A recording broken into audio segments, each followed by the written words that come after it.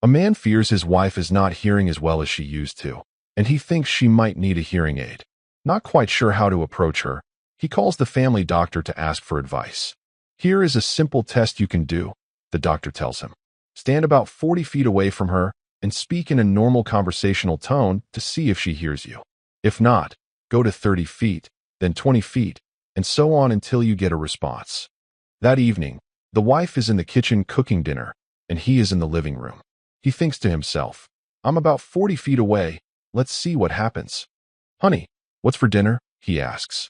No response. He moves to the other end of the room, about 30 feet away.